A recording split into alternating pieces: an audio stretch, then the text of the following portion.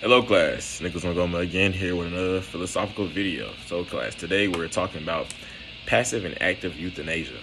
Alright, what are these two things? Alright, so passive euthanasia is basically allowing one to die. Scary, right? Yeah, so allowing one to die is what they would call passive euthanasia, and along with its co-partner we have active euthanasia, which is what it sounds like, actively killing somebody. Okay, boom. So you might ask, what's the difference between the two?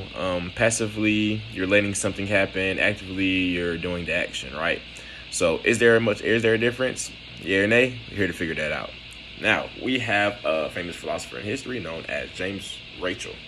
James Rachel made a huge article that's very famous today about elaborating these things. And what James says is that passive euthanasia is okay. How he explains it is things such as imagine someone being in misery and also wanting to, die and, being out the misery or whatnot.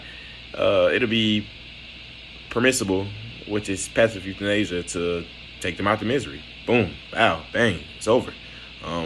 Some wouldn't agree to that, and some leap into its counterpart, such as active euthanasia. So, would you allow the person to die slowly, or would you kill them active?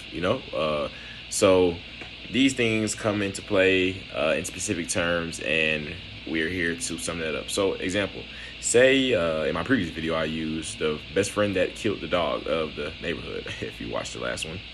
And say the friend got sick, right? And the last thing on his dying mind was how he is the only person that knows he kills his best friend's dog.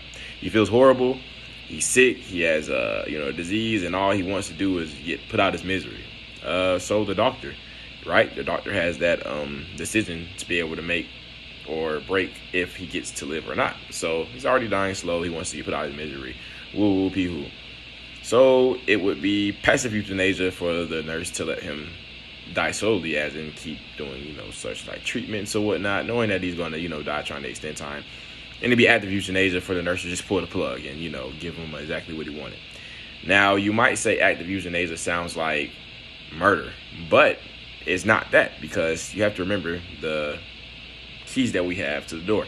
So as you see, like I said, the guy was wanted to be put out of his misery. He wanted to die. Living was not good for him, as they might say. So not living would be good for him. And counter examples, you might have people that actively kill people, or what they call active euthanasia, for killing somebody that wants to be alive, or being alive is also known as being good for them. So you kind of have to, remember those terms when you're coming to play with passive and active euthanasia.